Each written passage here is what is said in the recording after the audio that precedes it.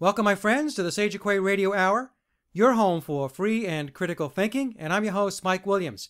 And joining me for this show is my blog partner, Al Williams. Tonight, our very special guest is Robert Morningstar.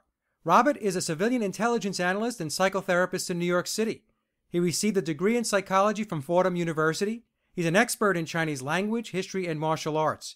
He's an FAA licensed pilot and instrument ground instructor with 23 years of flying experience. Robert has studied the paranormal and UFOs for over 40 years and has published many research articles on the internet, exposing the government cover-up and deception in the JFK assassination, and his work is cited in major books on the assassination, notably in Paris Flammonde's The Assassination of America and Conspiracy Science by Professor James Fetzer. He has also written extensively to expose NASA's use of Disinformation Technology in suppressing evidence of extraterrestrial life and exposing the real nature and threat of the UFO phenomenon. He is currently the associate editor of UFO Digest. For the next 2 hours, Robert will take us through some of what he has discovered involving the moon, offer his expert analysis of the JFK assassination, as he also comments on the reality of conspiracy, the importance of the U.S. Constitution, Big Brother surveillance, and his personal reflections on what took place on September 11th, 2001. So without further ado, here's Robert Morningstar. So, good to meet you, fellas. You too, Robert. I'm really glad that we connected. I love your backdrop. Yeah. Well, this is my office. It's your office? Okay. It's my office. It's called the Moon Room for obvious reasons.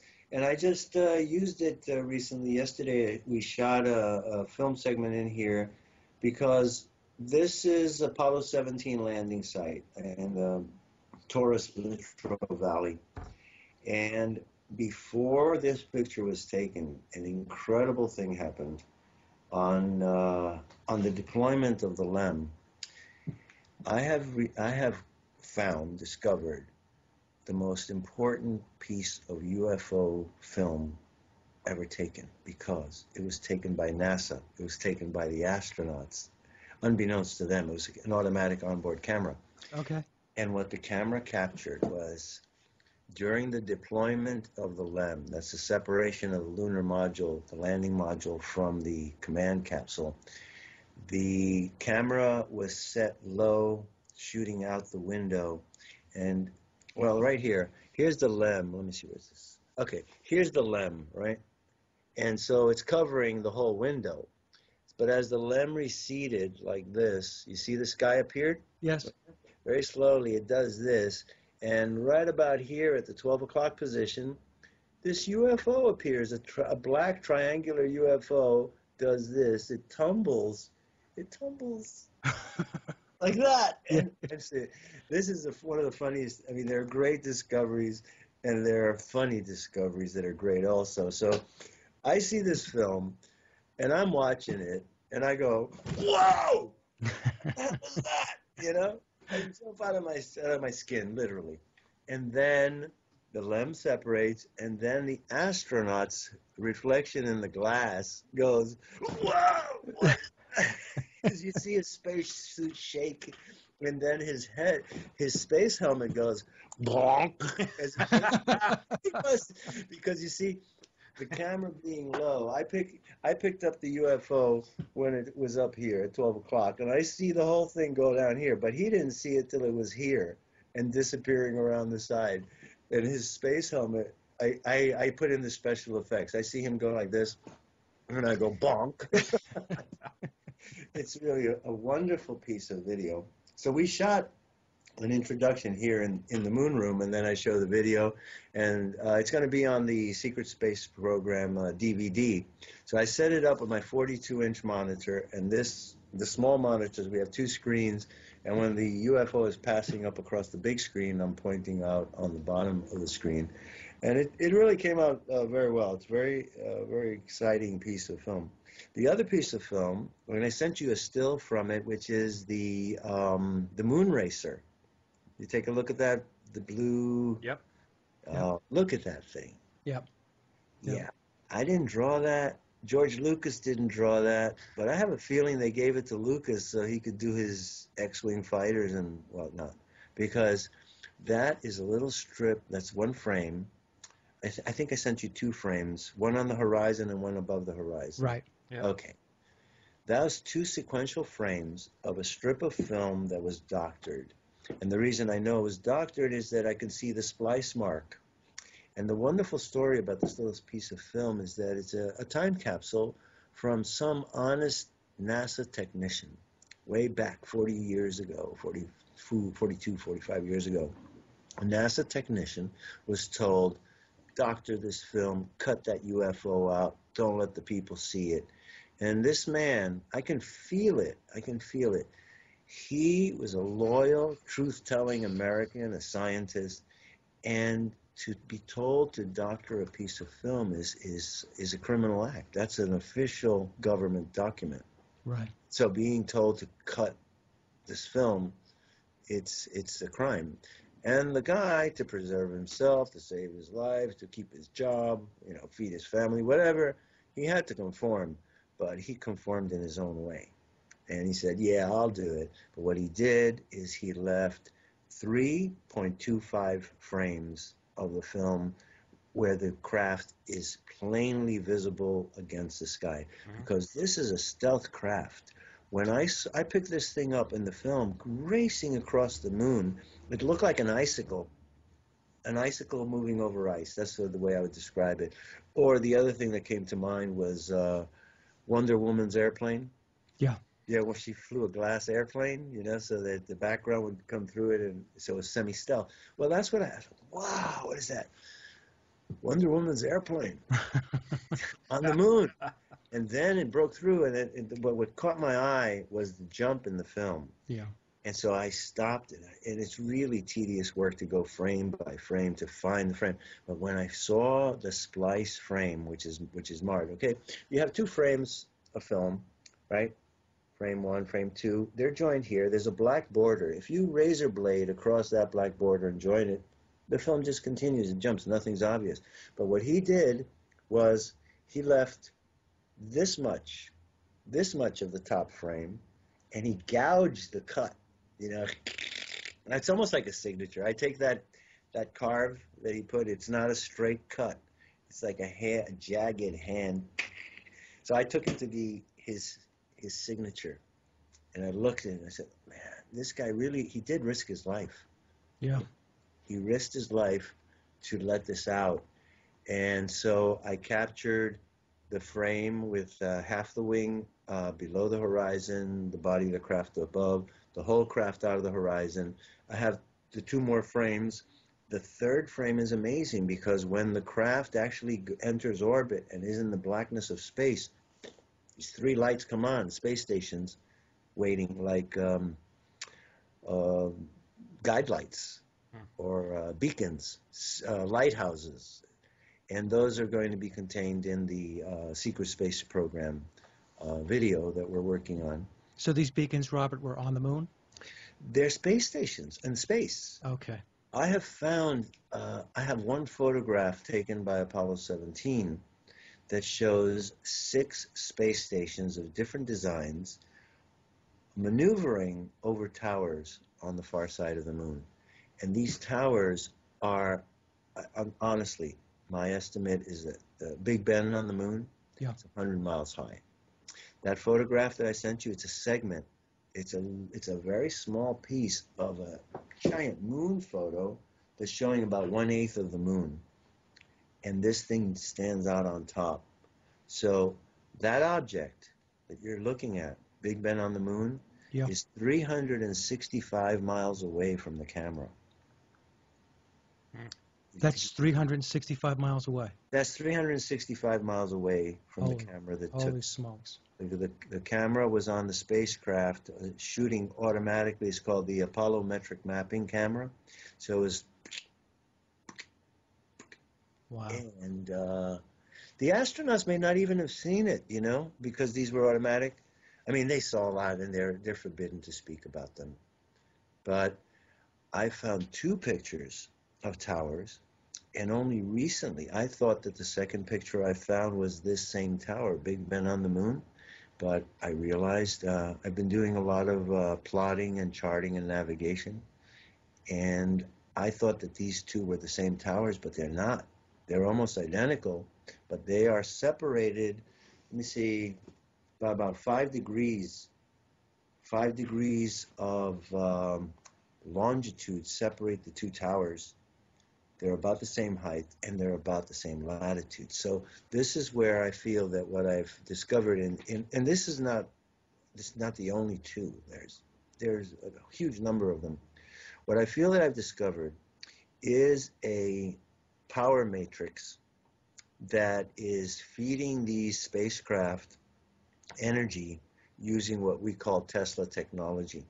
Remember, Tesla said he could beam energy to airplanes. He said airplanes will be more efficient because they won't have to carry fuel. They're going to receive their energy electromagnetically through the wings. Right. So the engines will be different. It won't have to carry fuel. All that fuel will become, for passengers or transporting products. So what I feel I have found is on the far side of the moon, somebody's mining the moon. There are at least 6 space stations, or were at least 6 space stations in 1968, 69 to 72 when these photos were taken. And that's the reason we didn't go back. I liken the astronauts in their lunar module. I use this analogy. The Apollo astronauts in the lunar module, 2 guys going down in the lander to land on the moon. It's like 2 guys in a 2-man kayak leaving Pearl Harbor and saying, let's go take a look at the other side. And they go around the other side of Oahu, and when they're coming around Oahu on the far side, the USS Ronald Reagan supercarrier comes by. Okay? That's how I feel the astronauts felt when they saw these things. And the film, or the still photographs, the way I found the towers was actually, I was looking for something else. If you go to my Facebook page, you'll see the avatar, my dolphin head. Yes. I want to have the mind of a dolphin. I think we all have to grow a little, in that capacity. I did a lot of work in artificial intelligence and the work of John Lilly. Because, basically what we're talking about dealing with aliens is interspecies communication. We're going to have to find a common language. Well, John Lilly was doing that with dolphins. That's really the essence of John Lilly's work. He was working in part of the U.S. Navy extraterrestrial program, working on a protocol where how we're going to communicate with these guys. Well, let's try talking to a dolphin. And I actually heard the dolphin say to Dr. Lilly, Dr. Lilly. He did. He has the wonderful films. They're hard to find, but I saw them because they were all over. It was open science in those days. 59 to 1967, we had open science. 1967, the Brookings Institute said that the secrets should be hidden from the public. If we found anything on the moon, that the public should not be told because it would be too disruptive to the social fabric and the economic foundations of society. So the decision not to tell us what was discovered or to be discovered on the moon was made a year before they took off. And you owe it to the Brookings Institution. And, it irritates me to watch CNN and Fox News, and they say, oh, well, we have the spokesman from the Brookings Institution to talk about Syria. We have a specialist from the Brookings Institution to talk about Iraq. And I go, well, look at the mess they made of the moon. Why are we listening to these guys, Yeah. Now, Robert, do you buy into the whole concept or the thought process that says we can't divulge this because humanity won't be able to deal with it? I mean, it sounds ridiculous to me. Well, that's the point. That's exactly what I'm talking about. That's the Brookings Institute paper called On the Peaceful Uses of Outer Space. And what they say is that religion would be unsettled, disruptive. Economics and science would be shaken to its foundations. Now, I don't know why they picked on the Buddhists, because that's what they said. They said that the Buddhist religion would be unsettled because if they were to reveal the existence of extraterrestrial. I said, what malarkey? That's full of baloney. The Buddhists have so many levels of existence, so many gods, so many deities, so many wrathful and benevolent deities and demons and spirits and dakinis and apsaras. I mean, those are names for extraterrestrials as far as I'm concerned already. They would be very well adapted. So that was bunk, right? Yeah. But the key is this, and this is a statement from the Brookings Institution. It said that it would be so disruptive to science that it would depress scientists so deeply, so badly, that they might not be able to get out of the bed the next day to go to work when facing the futility of having to catch up with a civilization that was 200 or 300 years ahead of us. Why they list scientists, engineers, doctors as the three types of people who would be most upset, whose worldview would be shaken to the core. And what is that worldview? Well, the instant that you admit the existence of extraterrestrials and their operations on this planet, interactions, there goes Darwin's theory of evolution. You see? Yep. That's the cornerstone. Secondly, if we have extraterrestrials that are capable of this technology of interdimensional travel faster than light speed, bye-bye Einstein. I'm not into the cult of Einstein.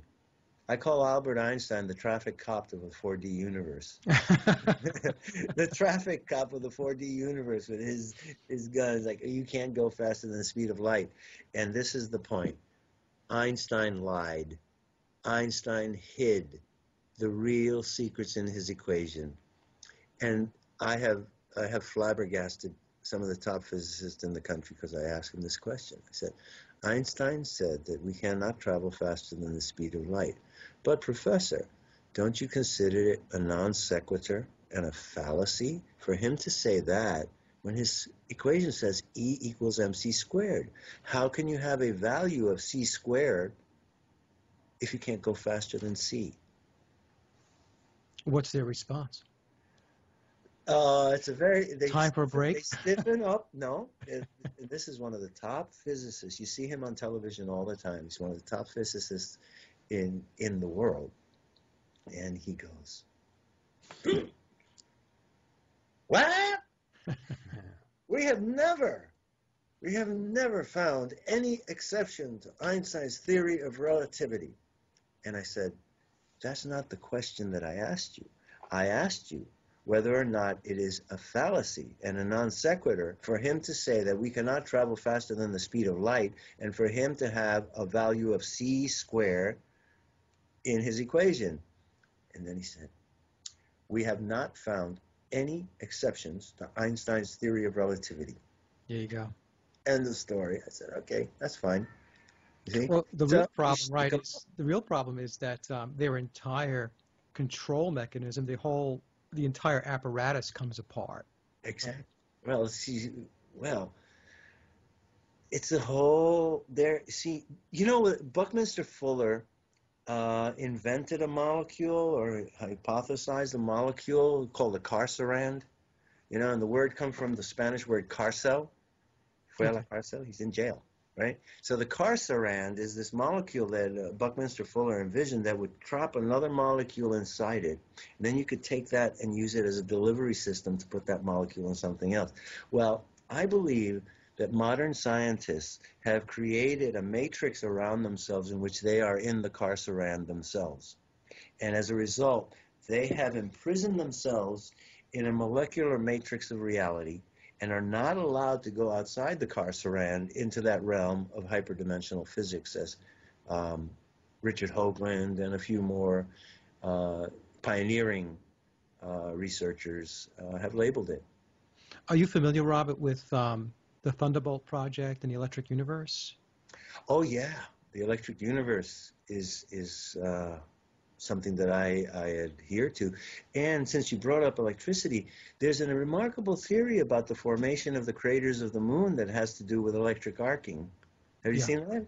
I understand what you're saying because I watched the Thunderbolt Project's documentaries, and when they lay it out, it makes perfect sense. And mainstream science it doesn't make any sense after you watch one of their documentaries. Right. It all boils down to the forbidden physics of There were four equations by James Clerk Maxwell that dealt with I guess, an electronical unified field theory. There were four equations, and it dealt with electricity, magnetism, and gravity. And the powers that be forbade the study of the realm of electromagnetogravitics. You can do electricity, you can do magnetism, you can do electromagnetism, but you can't mess with an EMG. And as a result, they doctored the formulas and they hide the equations and they blackball people who dare to go into that realm of forbidden physics. But I'll tell you, there's a lot of really brave physicists who are doing that work outside government, outside the establishment, and independently. And I met some of them at the Secret Space Conference in San Mateo. There are actually people who are working now to build UFOs according to the plans and technology that we do know exists. Tesla designed a flying saucer in 1892. I saw the patent, but I like to call it Captain Nemo nuts and bolts technology. Remember? Yeah. You know, Yes. all heavy iron, like Captain Nemo's submarine in the Walt Disney movie.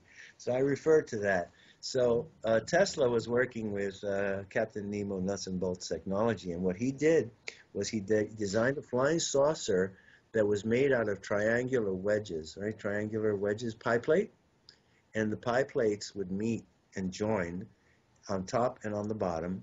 And he had capacitors and resistors that would create a positive on one and a negative on the other, and then would undulate. So he had this wave circulating the top and the bottom of the hull alternately, because he was into AC, alternating current. We wouldn't be here, without Tesla. He is the man. Yeah. We want to give it to Edison. Anyway, he built this electromagnetogravitic flying craft in 1892, and he did the drawing, and the patent is there. There's a really wonderful book, if it can still be had. I bought it on Amazon, and it said The Patents of Nikola Tesla. Big coffee table type of book. Oh my Lord, man is one of the greatest geniuses of all time. And so that plan was taken over by several. The patent is there, right? So since 1892, Germany had access to it. It was open. Patents were open. And then the U.S. Navy, the U.S. Air Force. Tesla died in January 7th, 1943, and all of his papers disappeared. His body was gone. The papers were gone. And the country, Yugoslavia, took the United States to court for the next 40 years, longer, the next 50 years, to get back the patents, because Tesla was Yugoslavian, and so they claimed his patents and his paperwork belonged to them. And it went through the courts, and around 1995, the Supreme Court said, yeah, you have to give it to them. So they got it, and they started working. Yugoslavia was one of the most advanced scientific countries in the world. I mean, Yugoslavian scientists, hey, look, Tesla was Yugoslavian, smarter than the Russians, is what I say. So they got to work on it, and I believe, honestly, that the Yugoslav war had two aspects to it. One was that Muslim-Kosovo conflict, but the other one was we knew they were working on this stuff, and we said, we can't let the Yugoslavs get this. And we used that opportunity, right, the excuse of saving the Kosovans and the Muslims, right, to really blitz them. And on top of it, you remember we hit the Chinese embassy? Yes. You don't hit a Chinese embassy by accident, Right. I think that was an intentional punch in the nose to the Chinese and saying, look, we know what you're doing. We know you're collaborating with the Yugoslavians on Tesla technology. You're not going to get there first. Here, take it. Boom. Oh, the CIA map was wrong. Yeah. Sorry. Oops. Oops, right. So that's how ridiculous these people have become. I have no respect for liars. My mother said to me, never trust a liar. Even if somebody lies to you about a little thing, don't ever trust them again. Because if they lie to you about a little thing, they will lie to you about a big thing. Exactly. And that's my mother's advice. And by the same token, it's kind of a suicide to lie yourself. It changes your brain, you know. The lying brain has to put out different, um, it forms different nerves. They've studied the brains of habitual liars compared to normal people, and they found that habitual liars have certain more neurons from their cortex to their cerebrum, and they hypothesize that when a liar makes a lie, he has to rationalize a lot of excuses and start to concoct cover stories, and that the concoction of all those cover stories has to create this greater neuronal matrix where they can access all the supporting evidence to uphold their lies. But I use this analogy to just in the brain to show how a government of lies has to collapse in a given amount of time, because the cost of propping up lies. Let's just take the Kennedy assassination, for example. One instance, let's say they had a witness they didn't want talking because the witness was telling the truth. So we got to get rid of him. Okay, send somebody over to talk to them. Tell them not to talk. They send somebody over, comes back, he says, it doesn't work. Okay, we got to send somebody else over. Send somebody else, beat them up. They're still talking. Okay, now we're going to have to kill them, right? That's a cost. It's a cost in time, in resources, in money. And then there's the cover story, the Arlen Specter and the magic bullet theory. Yeah. Right. Every aspect of that has to be held up by another lie, another lie.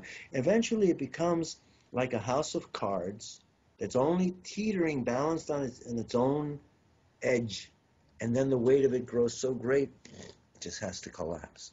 And that's my hope. And that's why I work in the field of the John F. Kennedy assassination, and why I work in exposing what we really found on the moon. Because if we only have half facts, we cannot make a rational decision about anything.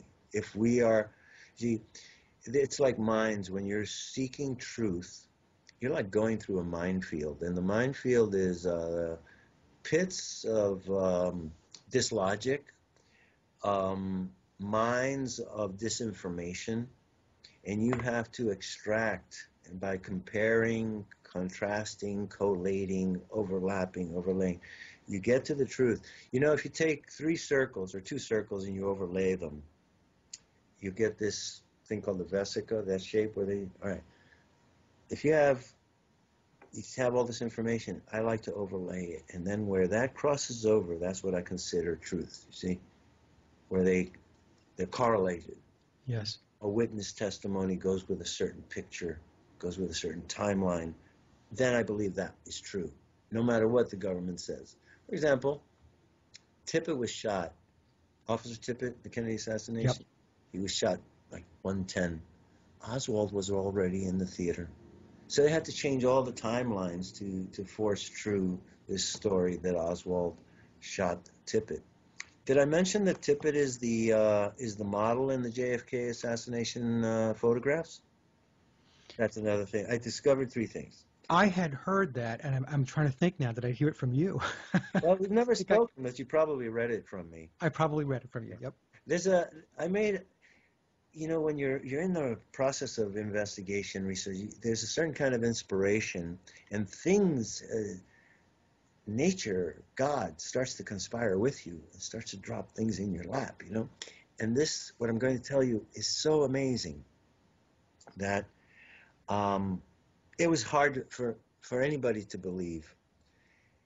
And in the middle of this, proving that the photographs that had been presented as those of President Kennedy in the autopsy morgue are Officer J.D. Tippit. That's unbelievable. But when it hit me, it just was an incredible discovery. And How do you tell people? Well, in the process of writing that, my dissertations on the brain, the autopsy, how the brain of Tippett was used for the autopsy of President Kennedy because he was shot through the brain with one bullet, and that's what was taken out.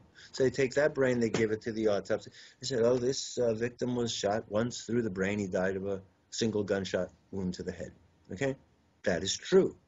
It's true about Tippett, but they told the autopsist it was Kennedy. Kennedy's brain, there was not enough brain left to make the statements that are made about the brain in the autopsy. His whole right hemisphere was liquefied. It was maybe, at the most, there was 60% of a brain left. So it's not possible to make statements about the hippocampus or the cerebral peduncles, and describe these organs that are not there. I always wondered that, Robert, Right. because even when you watch the Zapruder film, which was doctored, Yes. right? That was my first claim to fame. I was the first one to stand up in front of 200 people and say, hey, fellas, sorry to tell you, you've been doing all this research for 30 years in vain. The document is doctored. You cannot arrive at true, accurate scientific conclusions when 10 feet of the film have been cut off. Yeah. Yeah. And even in that film, his brain, where it was in the back trunk of the car, Yeah. I always wondered, even as a kid and growing up, I would say to myself, well, how were they able to do any analysis of the brain when I just watched a film and, the whole right side was on Yeah. the trunk? And it's worse than you saw. Yeah. It's worse because I'll tell you, I found last year, I have a saying, God works through Google now. Because this algorithm where it studies all of your likes and preferences and it starts throwing stuff at you? Well, people don't like that. But personally, I do because I say God works through Google. I was on an interview, November 22nd of the 50th anniversary. I was interviewed at 7 o'clock on Far Out Radio, and then I got a call from Coast to Coast to be on Coast to Coast in the wee hours. Right? So it was a 24-hour day. So I'm getting ready for Coast to Coast with George Noory, and I got to brush up, keep doing things and going along. And all of a sudden, Google, Gmail drops something over here in the right corner, a little icon, and says, undoctored Zapruder film. And undamaged, and I look at it. I go, well, that thumbnail looks pretty ragged. It looks wrinkled. How can they say it's undamaged? So I turn it on, and I go, oh, this is a little different. And then it's going by there are many ways that the Zapruder film is doctored. They took out 10 feet of film. They had to take out 2 stops of the car. So how do you eliminate 2 complete stops of the car? You have to create a sense of continuity and false acceleration. And by cutting and joining and slipping, and it's very complex. But what they did is, the key is this: the Stemmons Freeway sign was lined up in the background with the corner of a building in reality. And I found in the Zapruder film that in the first instance, the building was slid back, right? And in the next instance, the sign was back where it belonged. And those 3 frames created the illusion that the car just sped by past the sign. He actually pulled over to the curb and stopped. That's when President Kennedy got shot in the back and shot in the throat, almost simultaneously. But he was shot in the back first, and he said, oh my God, I've been shot. And the 2 Secret Servicemen testified to that to the Warren Commission. And our inspector tried to discredit them and said, no, that's impossible because President Kennedy was first shot in the throat and he couldn't have said a word. And they said, no, we heard him say it. He said, oh my God, I've been shot. And they said, oh, no, he was shot in the throat. And this is Kellerman and Greer, right, before the Warren Commission. And the obnoxious senator from Pennsylvania, our inspector, starts to harangue and harass them like he did. He browbeat a lot of people, And he says to them, no, he couldn't have said that. He was shot through the throat. How can you be so sure? And the Secret Serviceman says, because he said it with a Boston accent. And read it. Go to the Warren Commission report and read it. You'll be amazed. The other amazing thing is this. Abraham Zapruder testifies before the Warren Commission, and he says to them that he saw the head of the president pop up behind the sign. He said he was shooting the film, and he saw the president's head pop up and drop back down. And they said, no, that's not possible because he was blocked by the sign. And he said, no, I saw him I was taking the movie. I saw it. And then he goes on to say, they ask him, you shot the film, what film speed did you shoot it? And he said, I shot it at 24 frames per second. And he said, oh, no, the FBI says you shot that at 18 frames per second. And he said, no, I was shooting at 24. And then all of a sudden the test, like, oh, okay, we want to talk about that, They put that aside. Now, why is that significant? Zapruder was telling the Warren commissioners that he had shot the Zapruder film in slow motion. Yeah. I know because I had the same camera. Okay. I know. I can run into the other room and bring it over here and show it to you. You want to take a chance? Sure. Okay. I'm going to do it. Okay. Be right back. Hey, Robert, we have a question for you. Sure. When Zapruder took the film, the video... Not video, film. Film. Yeah, I'm sorry, film. Yeah. He wasn't supposed to be there, right? I mean, that was a route. Oh, yeah, he was set up. Jack Ruby called Zapruder, told him, get down there with your camera. Yeah. The whole thing was a setup. It's a mafia CIA hit. And the mafia's profits was going to come from, hey, man, you're going to take a picture. Jack Ruby borrowed a Polaroid camera that morning. He was standing in front of the sign. He's been cut out from almost every picture. Yeah. That's why it's doctored. Jack Ruby was there with his dog, Sheba. Sheba was his wife. Okay. This man, Jack Ruby, is one of the most vile creatures that has ever walked the earth. When you read his life and read what he was like, what he did, how he was... brother. Read Seth Cantor's book on Jack Ruby, and you'll find out he was an extremely violent man. Yeah. He hated women. He lived with a homosexual named George Sinclair. He was part of this real underground group of New Orleans, Dallas, cross-dressers and whatnot, secret society stuff. And he was just really a pretty vile creature. And he was the mafia agent. I'll tell you one more thing I just discovered last year. In the Dallas Police Department archives, which are now on the internet, you can go to something called the Portal to Texas History. And all the documents the Dallas police had on Tippit, Ruby, Oswald, everything is there. I found a 1947 letter from J. Edgar Hoover saying, give elbow room basically to Jack Ruby. Don't arrest him because Jack Ruby is acting as an informant for Congressman Richard M. Nixon. So from 1947 through 1964, Jack Ruby was a person known personally to Richard Nixon as an informant.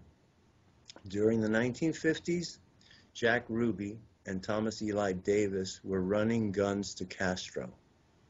That was the gun running thing is a very big operation. The Iran-Contra, that's the grandchild of all of this stuff. Yeah. So he runs guns to Castro for the revolution. Castro wins the revolution, turns against the United States, goes communist, and now Ruby starts dealing guns to the anti-Castro Cubans in league with General Walker, who had been ousted from the army.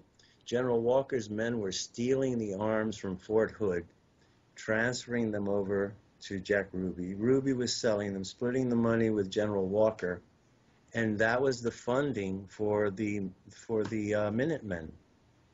General Walker and the Minutemen. Mm-hmm. And all of it was Ku Klux Klan related. Tippit was in it. The arresting officers, if you look at the tramp photos, famous tramp photos, Dealey Plaza, one of those men is Tippit. And the other one's walking, he's getting his picture taken, and he's really nervous, and he puts his fingers like this, like he's smoking a cigarette, like, oh, I'm trying to be cool. But on the sleeve, if you see on the inner sleeve, you'll see a circle with a cross, like a sight, a target. That was the symbol of the Minutemen, of General Walker's Minutemen. Also, you look at their hats, and they had weird secret codes.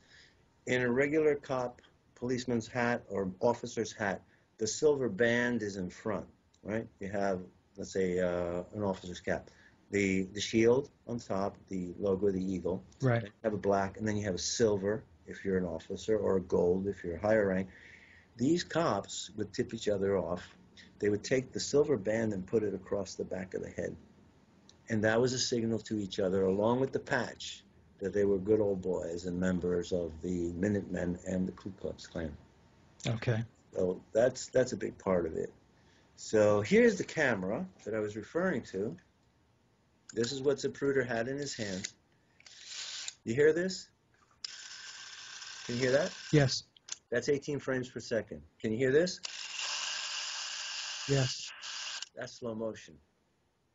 There's another one. I love this camera. It's fate, you know. In 1963, my father at Christmas time said, "Hey, buddy, what do you want for Christmas?" I said, "Dad, I love movies. I would like this, and I'll even pay for it. If you'll take it out on a layaway plan, you know, I'll work, I'll do it. You can have it." So he got this for me. So I was shooting in 1963. I was shooting from 63 to 70 when the camera was dropped and conked out. I was shooting movies with this. And this is what Zapruder had on the abutment at the Grassy Knoll. This is a single lens reflex. This was the most advanced movie camera at the time, Bell and Howell. Through the lens reflex, the light came here, hits a mirror, and you see in the mirror, in the lens, in the focal piece, exactly what you're going to see, because the others had parallax. It drove me crazy. My first camera was a Yashica, and I would be shooting movies, and I framed perfectly, and then I was coming up, and you know, sometimes the top of the head of my subjects was cut off. Yes. What's going on here? I'm perfect. And my friend said, "No, man, that's parallax. You're looking through here, and it's shooting through here." It was actually the other way. And so my friend John Parks, we were rowboating, and his head was cut off at the top. So I finally learned about that, and that's why I wanted this. I was sick of that adjustment. So look, it has an electric eye and automatic setting focus. It has 3 speeds. If you push up, you could do animation. If you push upward 1 frame a second, if you press this lightly, you get that, and if you squeeze it hard, you got the... Okay. Right. But it was very expensive. Slow motion. I was just going to ask, what Oh, did that camera cost back then? Oh, I'm not talking about the camera. I'm talking about the film. I squeezed this thing. 2 minutes of film was gone, you know, in 2/3 of the time. So, this camera at the time, I think it was about $400. But $400 in 1963 was a lot of dough. Was a lot of money, yeah. Now, I go by the price of pizza. Pizza was 5 cents a slice in 1963. Wow. And it's $3 or more a slice now. Yeah. So anyway, it was worth it, you know, because, well, it made history. Had I not known this camera, I would not be able to tell you all of these details about what Zapruder was telling the Warren Commission. So we were supposed to see that film in slow motion, and yet the car appears to be going 35 miles an hour through the whole film and never stop. Yeah. Now, Robert, as far as the players that were involved in the assassination, what's your take on their involvement in Operation 40? That they were trained by some of the CIA agents that were in Operation 40, or they're part of Operation 40? Oh, yeah. LBJ's involvement. Absolutely. And Oswald being a CIA spy. Right. You know, really the CIA... just flying around from country to country beforehand and brought back into the country on a military hop. Absolutely. You're absolutely right. You know, there's a CIA wall where they have all these stars, the stars of all the agents that died in the line of duty. Yeah. I believe that one of those stars is Lee Harvey Oswald. And maybe 100 years from now, they may tell us, Mrs. Oswald, his mother, said, Lee Harvey Oswald is one of the greatest heroes.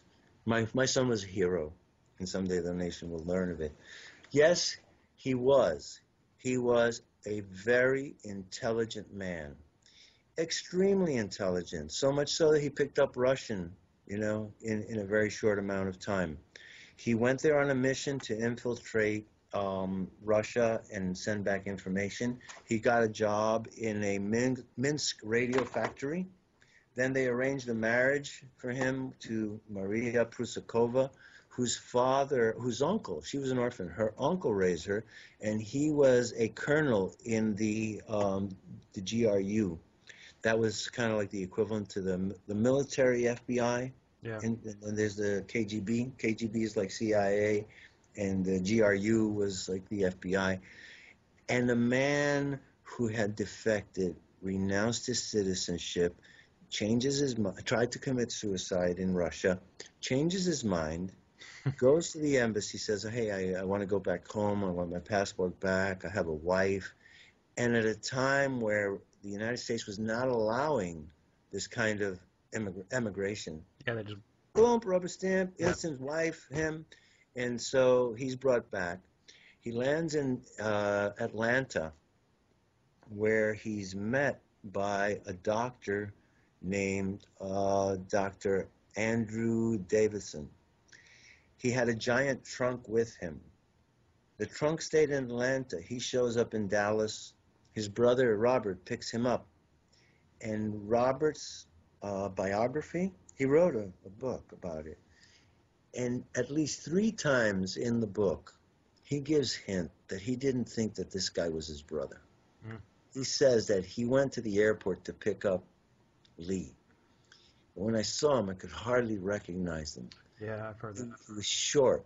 He was 3 inches too short, even though he was wearing 2-inch high cowboy boots. His hair was kinky, and he was scrawny. My brother was a bull-necked Marine. He had a lot of charisma. He had brown, wavy hair. Okay, that's the first thing he says.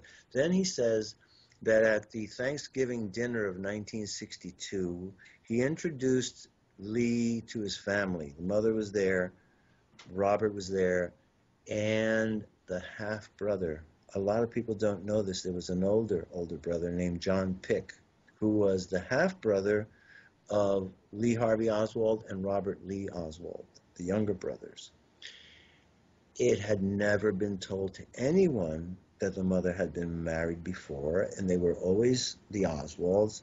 And so when Oswald introduces Marina to the family, he says, this is my mother, Marguerite, this is my brother, Robert, and this is my half-brother, John. And when he said those words, the family went into shock. And he said, this was something that we never told anyone. Everyone was really upset. Mm-hmm. And it was something that Lee would never have done. Because divorce, illegitimacy, 2 fathers, that was it was not as commonly accepted as it is today. Yeah. So it was a big, like you say, a skeleton in the closet, and he had let the skeleton out of the closet. And there are a lot of other instances where he gives hint that he was wondering about this guy. There's something wrong. 2 inches, 3 inches too short, kinky, balding hair. Brother had wavy, smooth hair. A lot of details. So either Oswald was killed, or they worked him over and really made him a mind-controlled idiot. He showed signs of an operation, mastoid operation back here, and the Russians were notorious for this kind of operation. They'd open up a person over here and put an implant and make them, as I say, mind-controlled idiots. Marina Prusakova, his wife, Marina Oswald, she was a member of Komsomol, which was like the communist boy and girl scouts. She was also a pharmacologist. She was a graduate and a licensed pharmacologist. So I believe that she was the controller of the real Oswald or the fake Oswald, but she was a controller. She was also one of these sex spies that the Russians had, where they would enlist very beautiful women to become spies for Russia and, do it for Mother Russia. Yeah. Seduce these guys, get the information, have sex with them out of patriotism.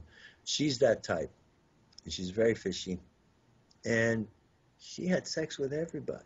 Yeah, well, I mean, a lot of those spies are under mind control also. They're sex kings. Yeah, well, the sex is a big part of the catch, the hook. Yep. Well, if you read Ruth Paine's biography, Mrs. Paine's Garage, you'll find out that Marina had sex with Michael Paine, Marina had sex with Mrs. Paine, and I believe Marina had sex with the FBI agent who was coming to check in on Oswald. And I think that's the reason that Oswald went and threatened to blow up the release. Stay away from my wife. Yeah, yeah. You know? That's what it was. She was very accommodating.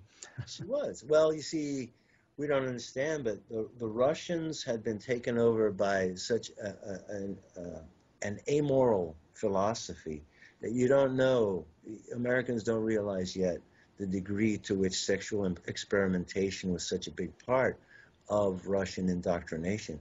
And to you gentlemen, I would recommend the book that's called Red Shambhala.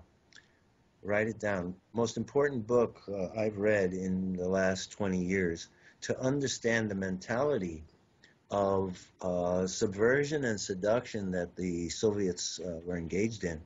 Literally hijacking people's mythologies to serve their ends of subversion. Shambhala was this mythical kingdom that the Central Asians had been wishing and praying for, like the coming of the Messiah. Shambhala was the New Jerusalem to them. And so they were waiting for this legend to come true, which said that Shambhala, this kingdom of heavenly peace, this kingdom of universal brotherhood would one day be established in the far north, and from the far north, Shambhala would spread and universal brotherhood would come of it. So Soviet psychologists said, man, we're having a tough time with Europe. We're not going to get anywhere. They don't want communism. The bourgeoisie has become too decadent. They're too comfortable. They're happy. They don't want communism. So let's turn our eyes to the east. And so they did. So what they did is they found out about this legend of Shambhala, a city in the north that would grow and bring universe. And they said, well, let's tell those dumb Central Asians, the superstition, that we are Shambhala. Actually, we're in the far north. We're Russia. We had a revolution. We espouse universal brotherhood and heavenly peace, blah, blah, blah. Let's tell them we're them. And we'll convince them that we are the fulfillment of Shambhala.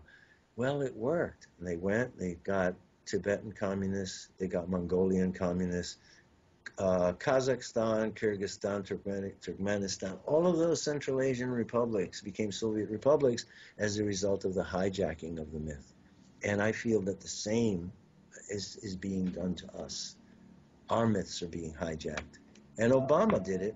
Obama did it in the 2008 election. Symbols, remember? Or the Messiah symbolism. Yes, Obama the Messiah, Obama posing with the donkey at Easter time. Right. Rising sun. It was flagrant. And to people like yourselves and me, it's obvious manipulation and mind control. But those people who really believe what they see on CNN believe it. You know, I went to school at a wonderful time at Fordham University. I was pre-med, then I switched to psychology because I think psychology is the real healers, these days. So at that time, Marshall McLuhan was the first chair. The first communication department in the United States was at Fordham University. Marshall McLuhan, who wrote the book, The Medium is the Massage. Now, they tell you now that Marshall McLuhan said the medium is the message. That's not true. They're changing it. What he really said is the medium is the massage. And what he meant was that the medium is manipulating your subconscious to make you accept what the content that's coming over. That the real message is the massage that it's giving your brain, planting subliminally ideas that they want you to be receptive to. Yeah. So that's what. So his influence was pervasive, and I was fortunate enough to go to the university there, and the psychology department was really tight with communication. So his ideas permeated the atmosphere, and I became, in the course of time, an expert in mass media communications. It appealed to me very, very greatly. Now, Robert, do you see an actual shift or change taking place? Because it just seems that the masses are still extremely gullible and extremely apathetic. You talk to some people and they say, yes, a shift is taking place, people are waking up, and and then sometimes you take a step back and you look around, it just seems like, well, there's a minority of people who really understand what's going on, but the vast majority of the people are just, they're in line, they fell in line. Yeah. Well, it's my hope that the people who wake up other people, and it's a matter of time. But I do have a lot of hope. I see many more people. Conspiracy is becoming a respected word again. Yes. And I say to people, hey, I want you to remember something. The act of conspiracy existed before the word was coined to describe it. Go to Webster's dictionary and see what's there. It's not there because it doesn't exist. Exactly. It's there because it exists all too clearly. I wrote in 2005. I got this inspiration because of this conspiracy theory thing, the tag that they try to label you with. So I sat down and I said, you know what? History began with a conspiracy. History began with an assassination. The first recorded deed in history is the assassination of Osiris. And what did they do? They got him to sit in a coffin. They isolated him. They hacked him to pieces. They got rid of his body. And that's how history began. That's the first, the beginning of official history. Well, I am an expert in assassinations, and I sat down that night and said, people really need to be convinced about something. Conspiracy is a real word for a real thing. So let me go. Osiris, King Tut was assassinated. Jesus was assassinated. You can't call Jesus' death anything else but. No, you're right. He was assassinated. Right. Okay? Joan of Arc was assassinated. Siegfried, the German hero, was assassinated. Francis Ferdinand started World War I. He and his wife were assassinated. The king of Yugoslavia and the president of France were assassinated in 1938. The mayor of Chicago was killed instead of the President Franklin Delano Roosevelt in 1934. Blair House and Truman were assaulted, and 2 Secret Service men died in the Blair House attack. So, folks, this really does exist. And you better wake up to the fact that conspiracy is a reality. So now it's becoming less and less effective when they say, oh, conspiracy theory. Do you remember Posner?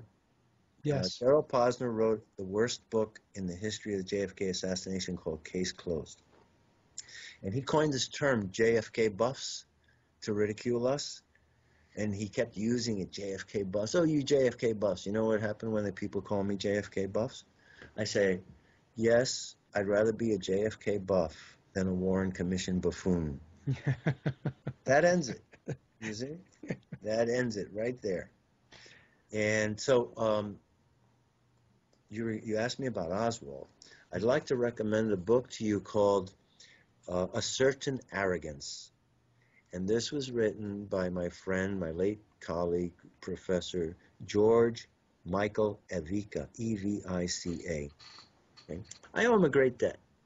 I told you I went to Chicago in 1992 to expose the doctoring of the Zapruder film, and then I mentioned Tippit and the brain and why we hadn't seen any pictures of him, and maybe it was Tippit's brain that had been used. I said that publicly to 200 of the top in the world.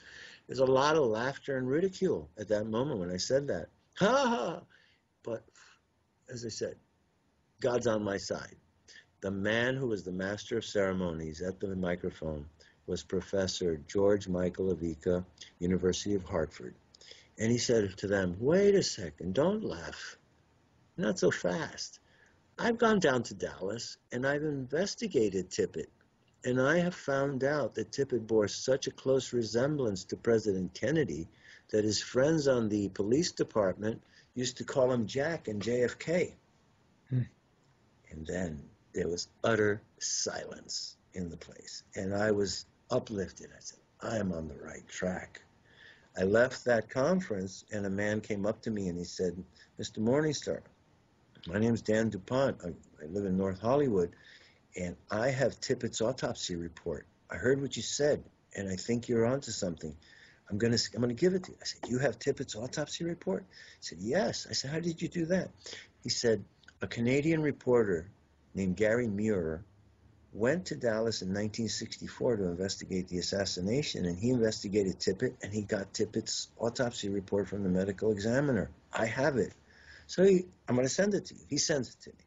I start reading it, and my jaw dropped because I was reading the Warren Commission report on the brain, and I was reading the Tippit report, and they were talking about the same brain, the same conclusions in slightly different jargon.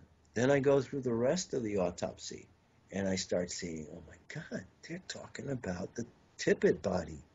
They're just paraphrasing the autopsy that was done in Dallas by Dr. Earl Rose.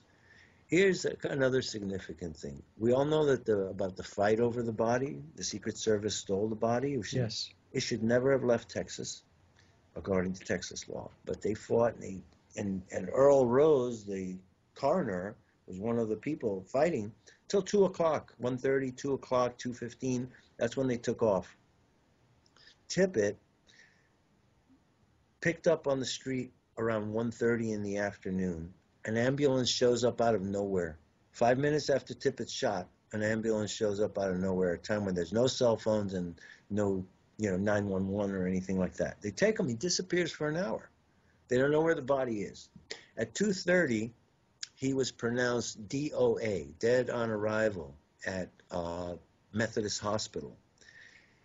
And Judge Joe Brown ordered an immediate autopsy. But that had to be done at Parkland, 14 miles away. 2:30 he's DOA. The judge says autopsy, get him to Parkland to have the autopsy. So they raced the body to Earl Rose, the coroner. Would you believe it? He did the autopsy, signed, sealed, and delivered 3:15 in the afternoon. Imagine, 2:30 he's in Methodist. Even at 60 miles an hour, Yeah. and probably 90, let's say 60 miles an hour, 14 minutes, to get to Parkland, get the body out, race it into the morgue, do the autopsy.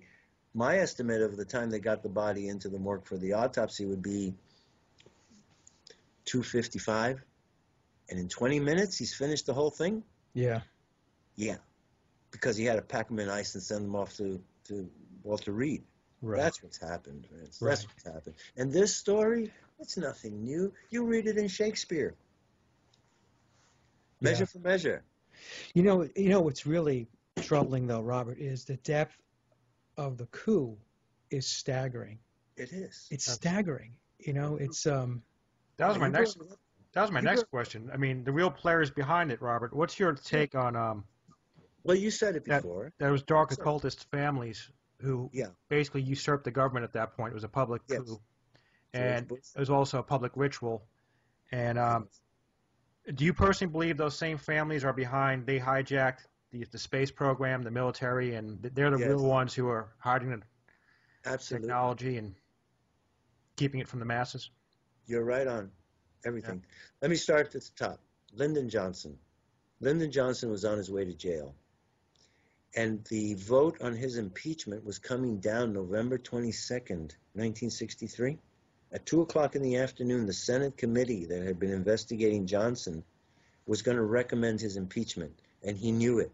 And if he didn't become president by 1 o'clock in the afternoon that day, he was on his way to a long term in Leavenworth for this scandalous bribery and his land scam with Billy Solestes. That was a big land deal. He knew this land was going to be valuable for a highway and malls and things that were going to come down the pike. So Johnson arranged for Billy Solestes to buy vast tracts of Texas land on which these highways and malls and new cities were going to be planned for a quarter, 25 cents an acre. And then when the news was announced that they would be needed for these highways, malls, and cities that were being developed, he was able to turn them over for, scores of dollars, if not $100 an acre. And so they pocketed the money. He was found out. Bobby Baker was his executive secretary, and he was collecting shopping bags full of cash from the mafia, from all the briberies, and he was caught. So Johnson had become such a political embarrassment to President Kennedy that President Kennedy told him, get out of town, go to Dallas. You know, you're an embarrassment to the administration. Do something good down there. Get out of the limelight. And so Johnson knew that he was going to be bumped from the ticket. And Kennedy was lured down there on the premise of reconciling factionalism in the Texas Democratic Party. And he actually went down there to choose a running mate. And the two, because he couldn't win without Texas, you know? Yeah. So his plan was either to have Senator Ralph Yarborough as his running mate or possibly Governor Connolly. But Yarborough was Lyndon Johnson's greatest enemy in Texas. And listen to this. At 7 o'clock on the morning in Fort Worth, on the morning of the assassination, Johnson went into Kennedy's room and wanted John Kennedy to change the seating plan so that Ralph Yarborough would ride with him and Governor Connolly would ride with Johnson. Because Governor Connolly was Lyndon Johnson's protege. He was groomed as his adopted political son. And they had a vociferous argument. And really, it went on and the voices were yelling and screaming. And Johnson trying to get him to change the seats until JFK just told him to get the you-know-what out of here, right. Take a hike. And at that moment, Johnson, in a rage, said on the phone to Madeline Brown, after today, these bastard Kennedys will never embarrass me in public again. So Johnson was number one. Secondly, he assigned Cord Meyer, who was John F. Kennedy's rival since World War II, for his wife as well. John Kennedy was having affairs with Cord Meyer's wife. Cord Meyer was the head of the MK-Ultra mind control program. They had already had their deal with the mafia established. In September 25th, 1959, they gave the mafia $10,000 to kill Castro. Now, here's how this thing really, the irony is incredible. This was all the work of something called the 5412 Committee. This was the official assassination apparatus of the National Security Agency. And the 5412 Committee made a deal with the mafia to shoot Castro. The 5412 Committee was established in the Eisenhower administration with the vice president as chairman so that the president would have plausible deniability. He wasn't told everything. He was told something was up, but not right. So he could say, I don't know anything about it. But the vice president knew everything because he was the chairman. So Johnson, ironically, when Kennedy wins the 1960 election, which he stole in Chicago with the help of the mafia,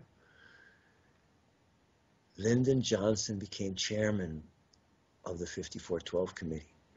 So he inherited the assassination apparatus of the United States government. And when his head was in the noose, he turned that assassination apparatus against the president. Okay. So there you have it. Yeah. And you're right. So these books, I've said to you, you have all the background information. You know it. Now you need the details. So you read A Certain Arrogance by George Michael Ivica. You read Red Shambhala by Professor Andrei Zineev. And Mrs. Payne's Garage. Okay. The Paynes got him the job. The Paynes were big communists. The Paynes were related to Lyndon Payne, who was one of the arch communists of the 1930s and 40s. And communism subverted the Democratic Party through Henry Wallace and into the 50s. And they took over the civil rights movement. That's why the FBI was so wary then of Dr. Martin Luther King, because they knew that communist operatives had taken over the civil rights movement and were using it for subversive purposes. Robert, when did John Kennedy, let me phrase it this way, what did John Kennedy do from the time that he was elected? Like you said, he had gotten elected with the help of the mafia, through the mob, and then that day in Dallas. What was he doing? Did he essentially leave the reservation? I mean, did he? Mm-hmm. Yeah. Several things happened. One of the things that happened to President Kennedy is that his consciousness was expanded. Mary Meyer, who, you see, the whole LSD psychedelic period, that was a product of the CIA. Right. The CIA wanted people to, for a period of time, several reasons, they wanted some aspect or some elements of our population to expand consciousness and become super brains. And then they also wanted to test LSD as a way of manipulating mind control in people. And so they had these programs, and Cord Meyer was in charge of them. Mary Meyer was his wife, and she approached Timothy Leary and told him that a very high-ranking Washington official was interested in knowing more about LSD. And she became the intermediary, and she got LSD from Timothy Leary to President Kennedy. And President Kennedy did 2 LSD trips while he was in the White House. And it's my belief that when he did these LSD trips, his consciousness expanded, and he saw the magnitude of the horror of a nuclear holocaust. And I believe that in reality, had his consciousness not been expanded, the Cuban Missile Crisis may have turned out a terribly different way. Okay. So what did he do?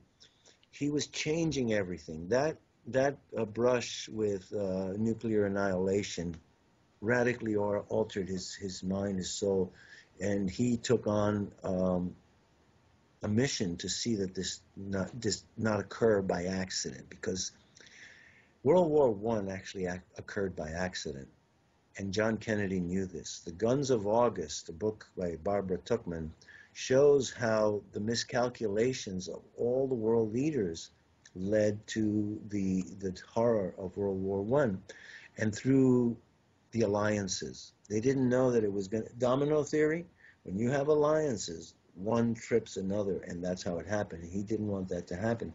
So he resolutely turned against the possibility of nuclear holocaust or even accidental nuclear war. So he started to take measures to bring about détente, to go to the moon with the Russians, to share scientific information and knowledge with them. He ordered that a recall device be placed in all B-52s and all ICBMs so that they could be destroyed right up to the last minute before a nuclear attack unfolded on Russia. He ordered General LeMay in the week, this is the week before he was assassinated, he ordered that 1,000 men be taken out of Vietnam by December, that in December we announced withdrawal, no Operation North Woods, you know about Operation Yes. Woods? No, we're not going to do that, and that was scheduled for December. He insisted that Israel had to open up the Dimona nuclear reactor for inspection, and that Israel desist from developing a nuclear bomb. And the civil rights movement, they blamed him. Yeah. Blamed him for the civil rights movement. So How about the? I'm sorry, Al. Go ahead. So he was aware that there was a shadow government that was created by that point, and he basically didn't want to play ball. I mean, from the research I've done, I think that whole thing was solidified. That group of people solidified their holding of the government. I would say 1947, when the National Security Act was created. Right.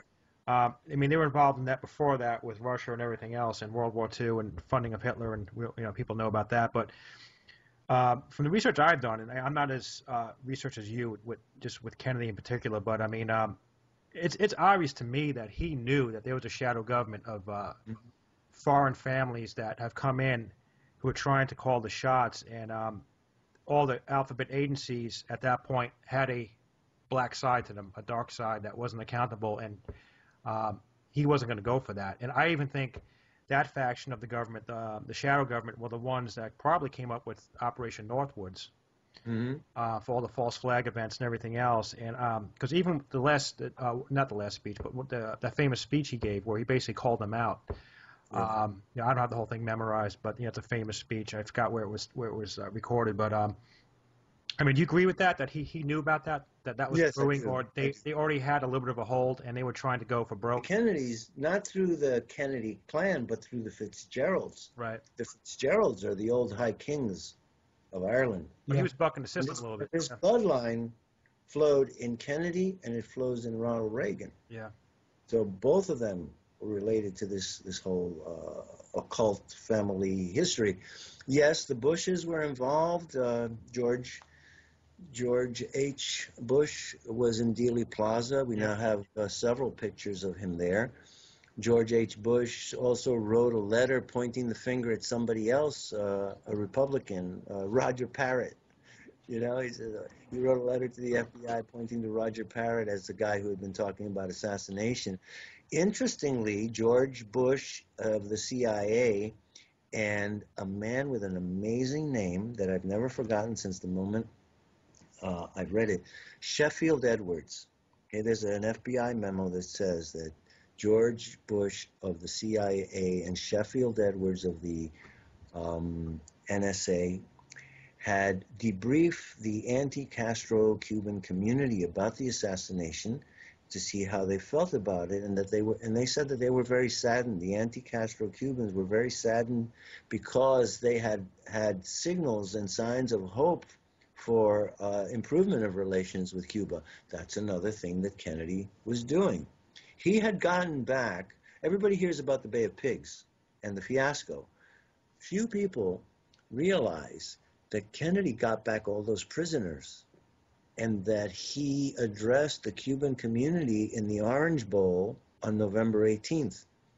And he reconciled himself with the Cuban community by getting them back all the prisoners, gave Castro food and medicine in return. It was an incredible victory. And so the anti-Castro community, which some people want to blame for his assassination, you know, was saddened by it. So that part is something that's not very well known.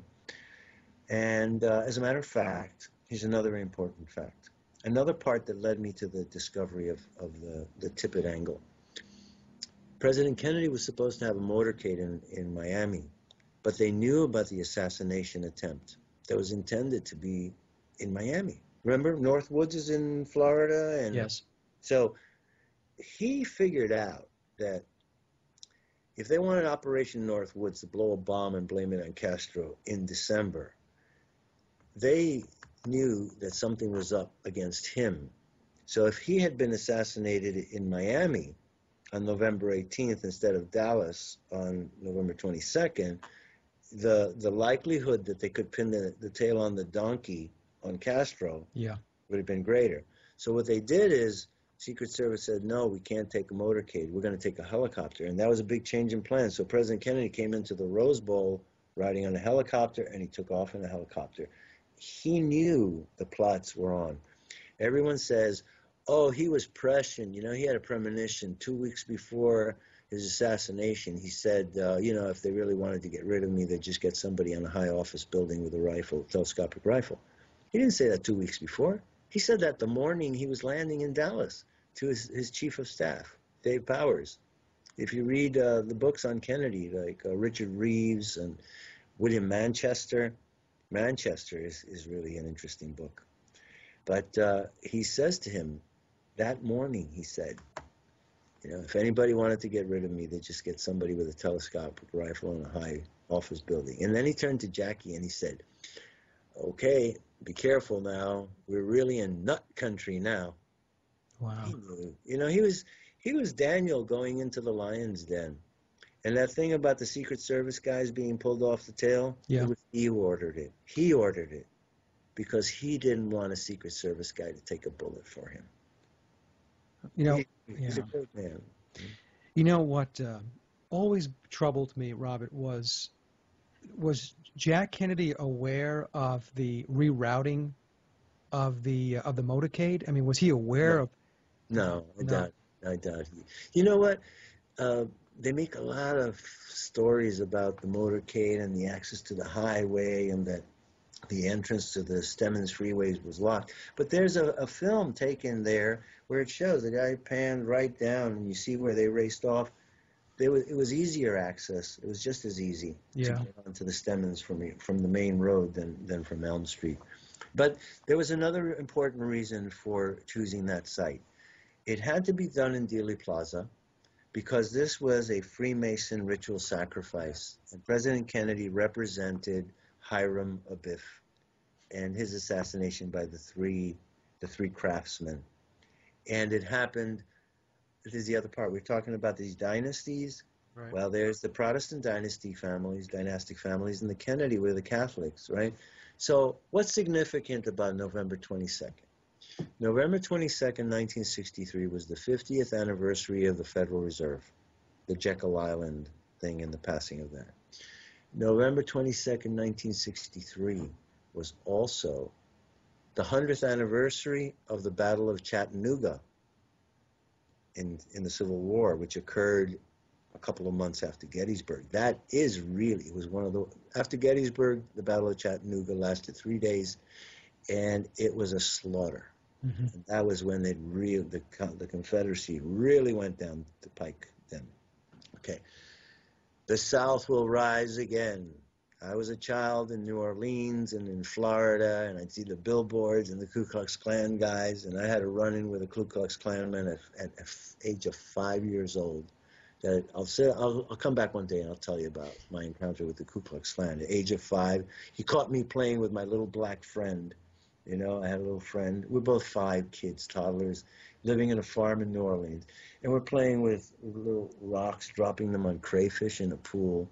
And a dark shadow came over me, and I saw utter fear go over my little friend's face. Oh, man. And I wasn't scared because I thought it was a priest. But I'll tell you that story. I want to stay the dynastic families.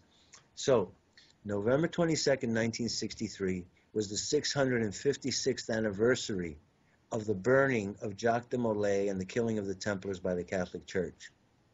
You into numerology? Yes. 656. Oh my God, it could have. Well, look, you got 656 years, and you take the last year, 1963, 1 + 9 + 6 + 3.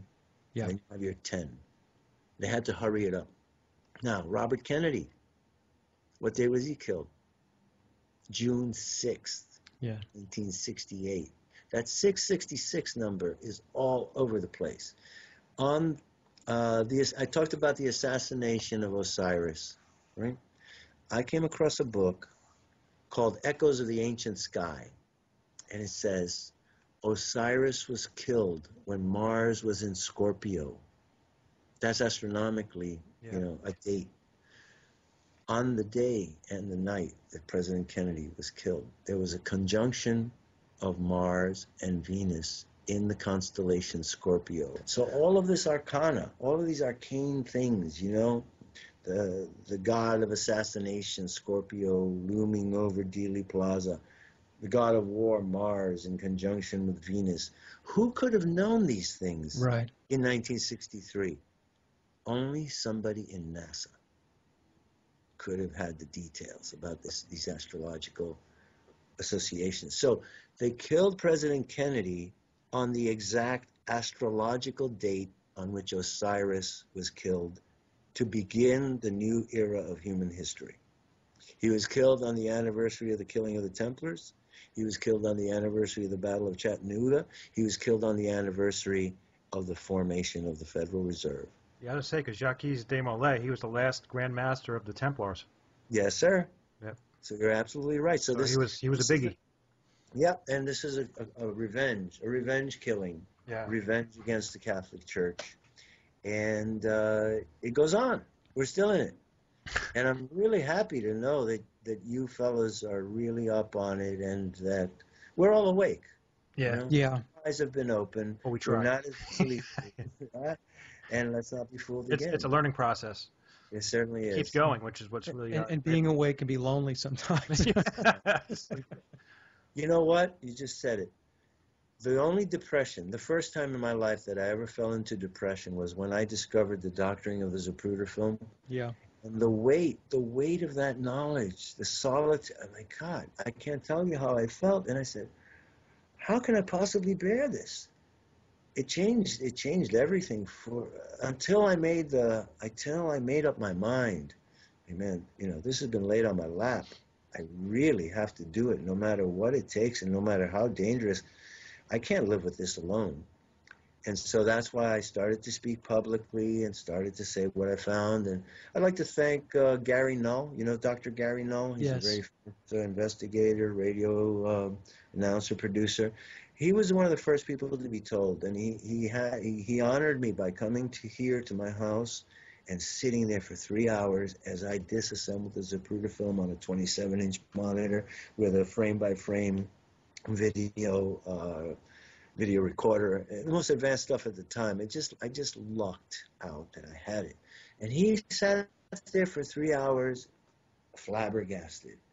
And I thank Gary. He's always supported me. I was on his show last November 22nd with Jesse Ventura. And my God, what a difference. What a difference 22 years have made. That was 1992. And in 22 years, we have liberated you and I and every one of us who's a truth seeker has liberated our fellow man, and we must continue to do that, no matter the cost. Because we're fighting for the Constitution. Right now, those people in Ferguson, they are the Boston Massacre of our time, and the Afro-American people may be the ones that save us all from the total tyranny of a militarized police state. I was telling somebody that exact same thing the other day, Robert, that the black community has been oppressed and knows oppression so well that they're going to fight. They're going to fight. Right. Other communities most likely would not. They would just lay down and roll over. Yeah, complacency, apathy. Well, that's the situation, similar to the communists not being able to make headway in Europe because the people were too comfortable. Yeah. Don't disturb my comfort. I don't care. Oh, yeah, I'll give up a little more freedom if I can feel more secure. Remember, Jefferson said, anyone who would trade a little liberty for a little security is worthy of neither. Yeah. So, well, and the thing is, the rabbit hole is so deep. It's so deep and it's so dark that I don't know about yourself, but Al and I have spoken about this. Every once in a while, I really have to take a breather, take a step back, live life, enjoy life. Yeah, it could be overwhelming. 'Cause if you spend too much time in this stuff, And depressing. It'll fry your head. True. Yeah. True. Absolutely. You have to take time off. You have to reconstitute yourself, but you cannot let the goal out of your sight. No, exactly. And it's really great. I'm thrilled by the reactions, that I receive, and honestly, the kindness and the respect that you show my work. I have never been paid a cent for any of this. I've given it away. I have, imagine, 500 hours a year, for 22 years. Wow. Okay. And it's a civic obligation, as I see it. A lot of people are in the JFK scene for profit, for fame. All I want is the truth. I'll tell you why. I felt that John F. Kennedy was my older brother. It was an uncanny feeling that I used to get. I was like, why do I feel that guy is like my brother? Then I met Robert Kennedy. I was at Park Avenue, 96th Street, 1967, with some high school buddies, and right at the light, and this limousine pulls right up, and the door's right in front of me, intentionally, right in front of me. The door flips open, out steps Robert Kennedy, and we look at each other, and I go, "Oh, he has hazel eyes, just like me. He has a hook nose. He's got hawk eyes." And I recognized then, I said, something, there is something to this. Years and years later, I discovered that my Celtic bloodlines overlap with not the Kennedys, but the Butlers who married the Fitzgeralds. Okay. You see? So there was that thing. I was feeling it. And, I was raised by an adopted father, and I was raised Spanish, right? So I'm come here, I'm Spanish. How can he be? He's Irish. I'm Spanish. How can I feel he's? Well, get this. In 1962, the 400th anniversary the 500th anniversary of the discovery of America, President Kennedy put out a press release from the White House, and he said, I am descendant of a Spanish bishop who sponsored Columbus in the court of Queen Isabella and King Ferdinand and secured the financing of the voyage that discovered America. Wow. So Kennedy was saying, hey, folks, I'm a little Hispanic too, although that word didn't exist in those days. Yeah. We called ourselves Spanish. Yes. Well, anyway, I'm Spanish and Celtic, a mutt. I am an unhyphenated American. Okay? That's what I think we all need to become, and stop saying, I'm Italian-American, I'm Jewish-American, I'm Spanish. No, I'm an American. Right. End of story. Stop, because that was intentional too. Yeah. That hyphen was put there by Lyndon Johnson and, the Great Society. Yeah. Here's the other thing. I forgot to tell you this. You know, he named that, he coined his administration was bringing forth the Great Society.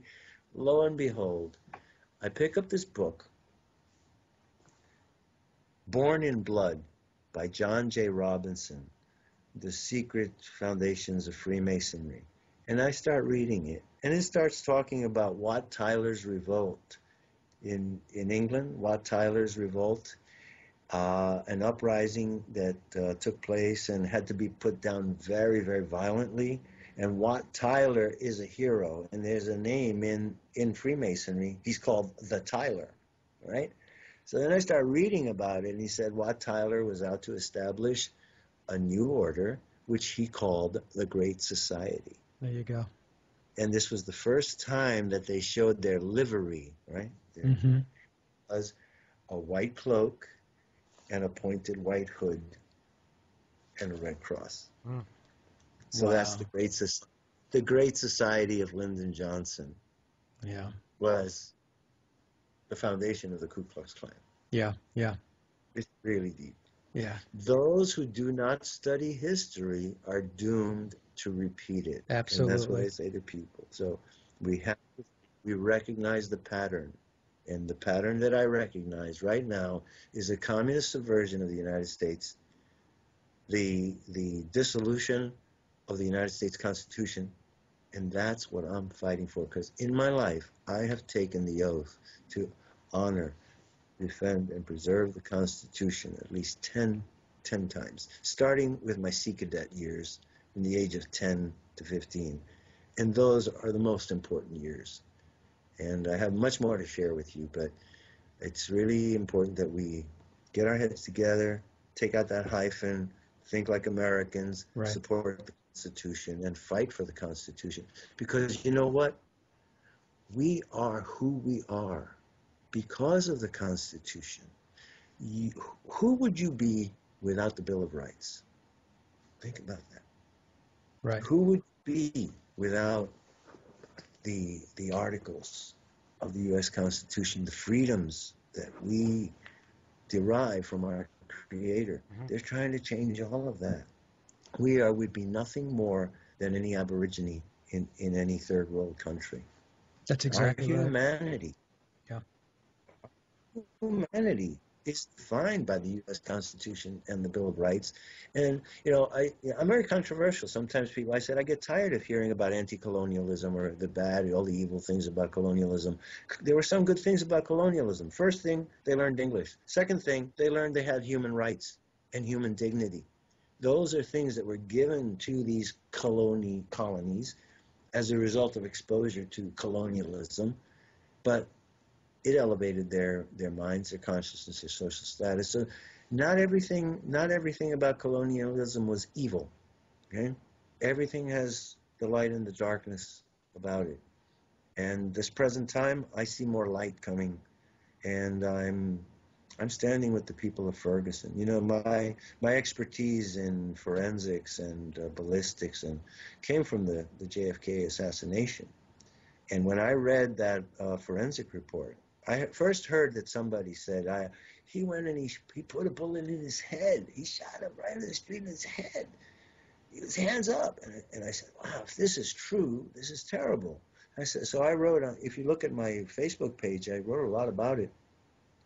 But the bottom line is, petty thievery is not a capital crime and not an excuse for a public execution where the police play judge, jury, and executioner on the streets of America. Yes, Michael Brown was a bully.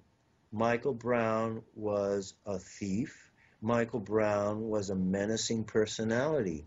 But none of those things is a capital crime, and nobody deserves to die like that. The man was already incapacitated, if you've heard what I've heard. He was shot through the window and hit in the shoulder. He ran away. He got shot through the arm. He stopped, turned around. The cop put more bullets in him. But the one that is the proof is that the bullet went in his head, out his eye, and into his body. That means he was here when the death blow. Right. And Dr. Baden says that he might have survived all those other wounds. So this was, to me, I don't care. It is murder, plain and simple. And I coined a word for it because it's been happening across the nation and now for years.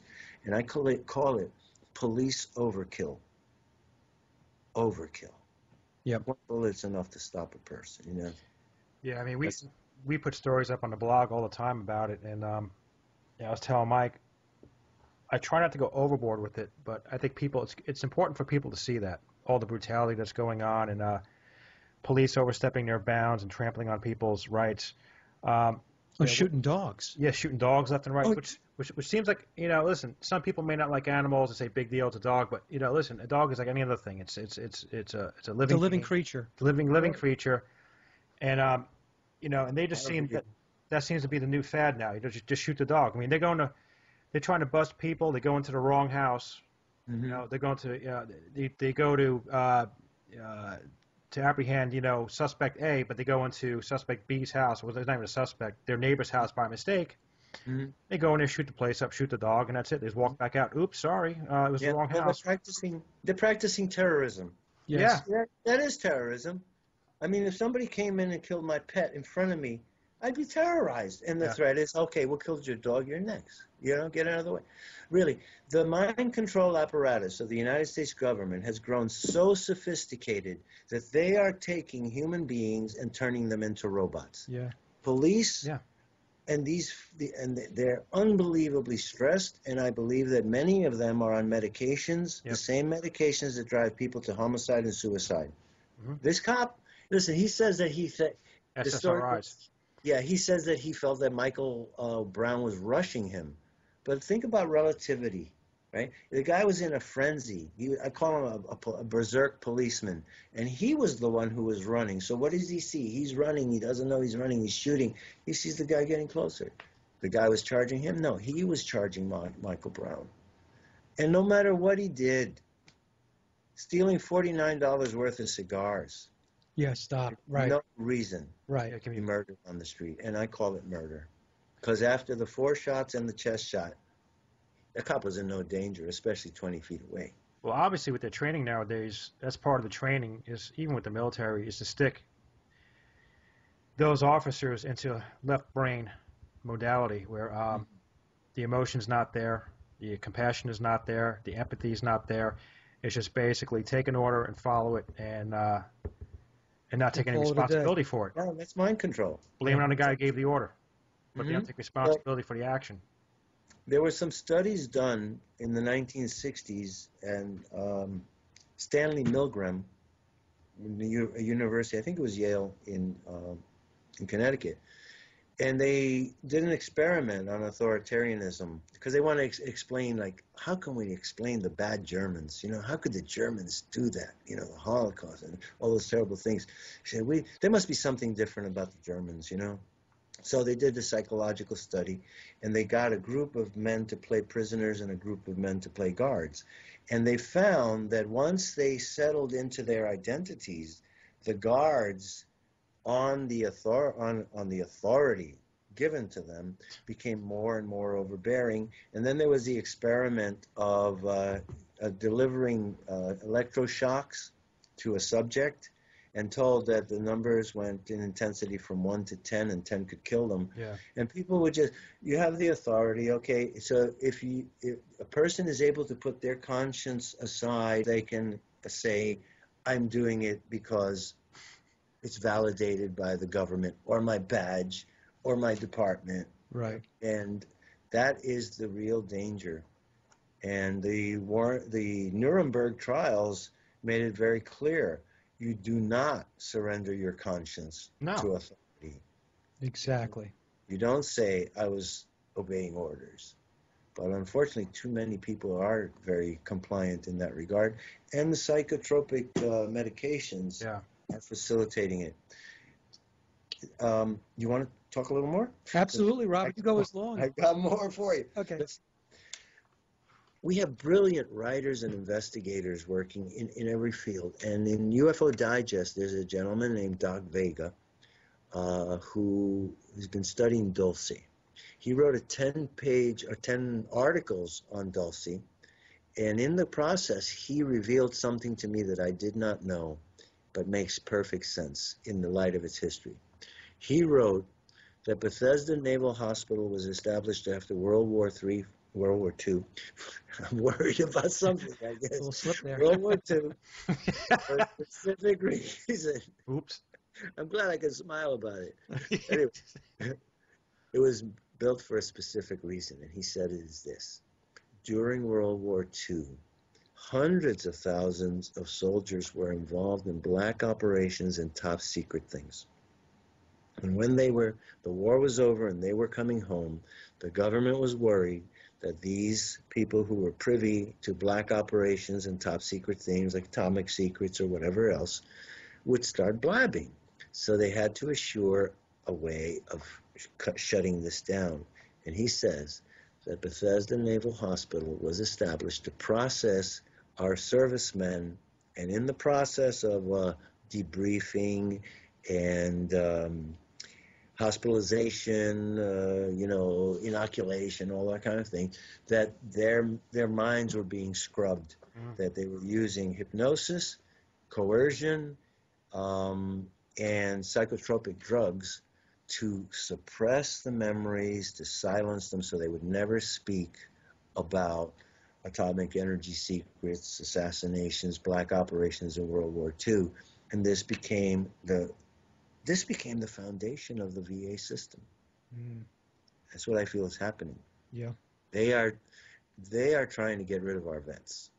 Yeah. The cost of maintaining a vet from his prime years, getting out of the service, let's say even if you do minimal service, a few years, 2 years, 4 years, you come out at 24, 29, and then the prospect of living through 30, that's going to be an astronomical cost. So I honestly believe that there's this thing called population pruning. Absolutely. Population pruning is my term for a slow genocide. Yeah, the slow kill. That's the other thing I say. Look, during the war in Germany, and even before the war, because it started around 1939 or 40, the groundwork of the Holocaust was an industrial infrastructure. It was being built before their eyes. The Germans, the workmen, the masons, the carpenters, the bricklayers, the rail workers, the guys that were laying the railroads to Auschwitz and Dachau, the men who were building the ovens and 30 ovens in a row here, they had to have said, what is this all about? No, they just think, I don't see, I collect my check. Right. Well, let me tell you something. In reading the Obamacare bill, I have come to the conclusion that that is the infrastructure for an electronic tyranny from which we may not be able to escape. The National Medical Registry database is the key to this plan, whereby they're going to habituate us. They're going to get us accustomed to this idea that all of our information has to be in one place and we have to surrender it and have it all the time. And the way habituation is when you get used to something as a course of habit, so it doesn't bother you anymore. So the plan for the implant is already well underway. The research has been going on since the early 1990s, since the time that Hillary Clinton was talking about, you know, well, medical tracking devices. Right. You know, it started out with, oh, wouldn't it be terrible to lose your pet? Put this GPS in his back. You'll never lose it. And then the tumors are growing in all these dogs and pets. Right? Well, we wouldn't want that. They're working on the technology. But here's how the habituation is going to work. First, they want you to have a credit card type of RFID chip on a credit card with all of your information on it. So you carry the card and the readers will scan it. Secondly, the next stage is going to be the wristband, because you're already used to it. You go to a concert or an all-day affair, they give you a wristband. You go to the hospital, they give you a wristband with your name on it and your condition. Oh, it makes sense. Okay, if I pass out, so you're getting used to this idea of wearing a wristband. Then they give you the wristband with the RFID chip, and then they perfect the subcutaneous injectable RFID chip, which is like a grain of rice, or the one you swallow. That's what we're up against. Secondly, what does your dentist have to do with spying? If you go into the Obamacare bill and type in dental surveillance, you will see that they require dentists to report on you on any kind of unusual stuff, you know. I worry about my dentist. He's a really nice guy, but he asked me about UFOs and extraterrestrial. And I told him, yeah, I've seen a few. I've had my own encounters. And then I went home and I said, gee, you know, he's a really nice guy, but he is bound to have a law. I wonder if he's going to, dental surveillance is going to report. He wrote that into your chart. No, he's very sweet. He's a very great. No, I'm teasing. Yeah. Yeah. Great to have it's great to have a doctor whose company is called Gentle Dental. Yeah. Okay. I don't mind giving a plug, folks. Gentle Dental. That's the way. It's very clever. Yeah, it is very beautiful. It's a network. So anyway, that's my thing. I have fought tooth, claw, nail, everything against the Obamacare bill, and I will not comply. I will not comply with an unconstitutional law. That's it. So what do you do, Robert? This is the argument that gets thrown out. What if you have a catastrophic event? What happens? I'll die. There you go. Problem solved. I'll die. It will be my time. No, I have had catastrophic events. I have pulled myself through without drugs. I take my pain. My insurance policy is Tai Chi Chuan. It has saved my life countless times. It has restored me to health even more countless times, because I live a very active, dynamic, and physical life. I mean, really a lot of exertion and sports, and I've invented a few sports myself, like double and triple disc frisbee, all outgrowths of Tai Chi. So instead of sparring, I have my students throw two frisbees at once at each other, to each other. The only rule, don't get hit. Yeah. Right? That way, in a kun, you know, a kun is a temple, the Chinese, the dojo is Japanese, but kun is A-W-O-O-N is the Cantonese word for a kung fu temple. In the kun, you spar and you get with your classmate, and your classmate will give you a kick in the head and wow, or a punch in the eye, and you know, I don't like that guy. Well, when you do this in the context of the sports that I've developed, we're playing with, I call it war soccer. We kick the soccer balls and we have to block and return them.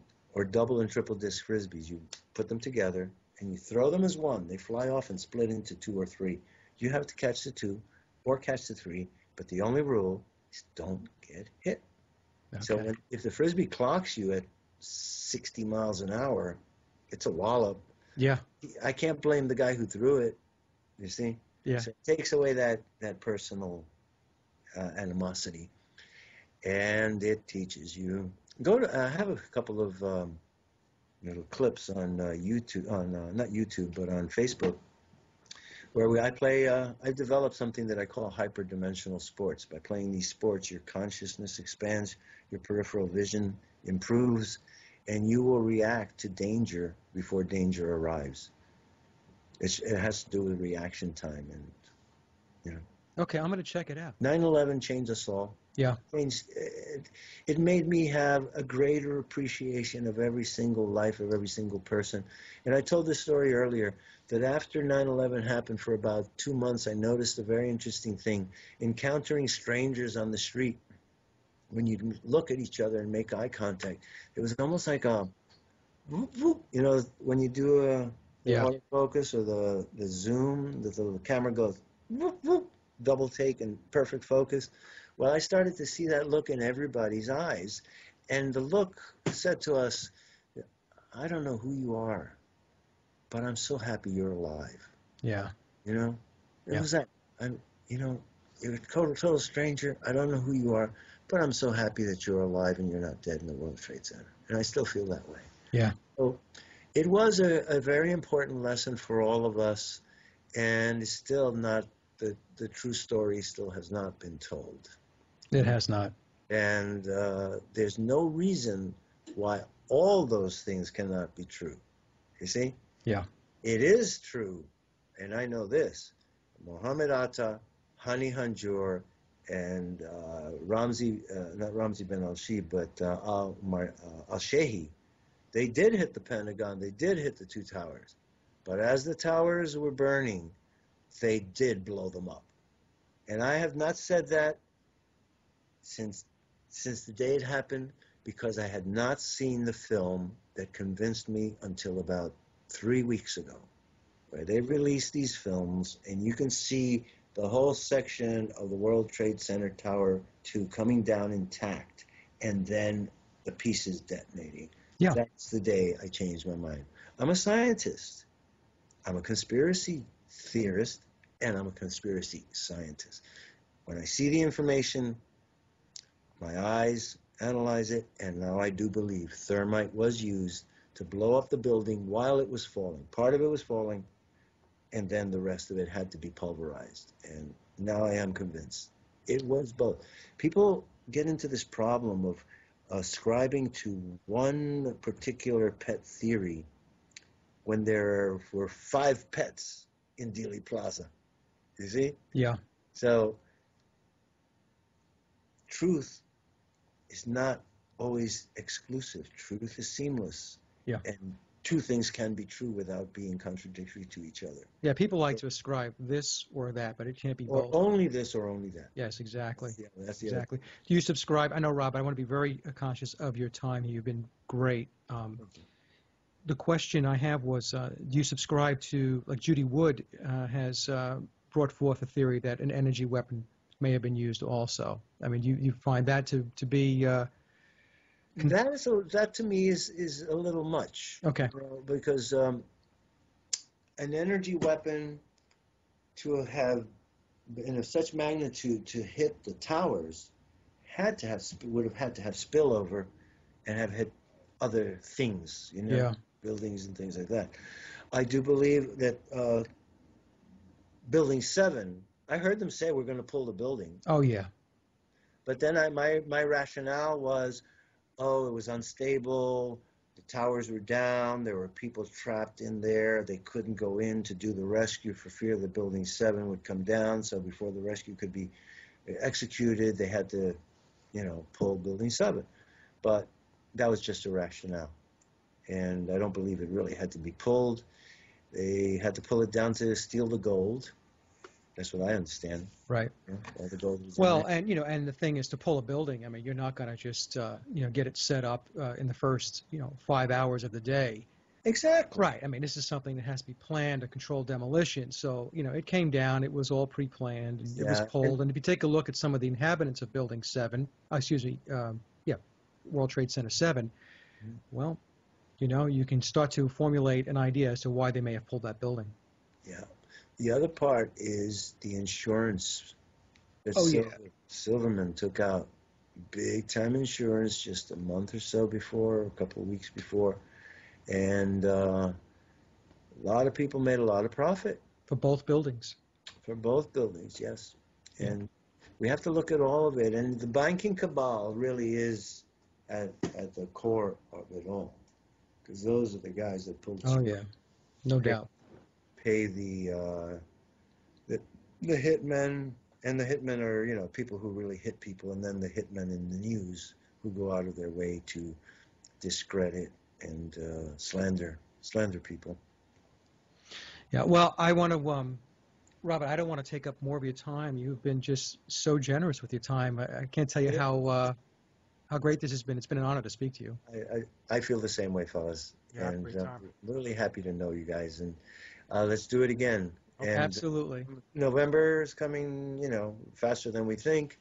And that's a time when I really do like to speak out on the President Kennedy. And having found the missing frames of the Zapruder film, I want to tell you about the only hero in Dealey Plaza was Jacqueline Kennedy. Yeah. You know, yeah. I've got the big picture, and I'm happy to share it with you. So you want to connect again sometime in November? Oh, sooner than that. Sooner than that? Okay, yeah. That sounds good. Once a month. Yeah, absolutely. All right. All right, Robert. All right, Thank Robert. you. Bye-bye now. Pleasure. Good to know you. You too. You too. Have a good one. And that concludes our interview with Robert Morningstar, and I hope you enjoyed the discussion as much as we did. And we are looking forward to having Robert back on the show in the very near future. And as always, I'd like to thank everyone for listening and visiting the blog, The Sage of Quay. Also, if you get a moment, please visit laboroflovemusic.com to listen to my album, Leaving Dystopia. And remember, live in truth and always serve creation. It's really that simple. See everyone next week. Be safe, enjoy, and God bless.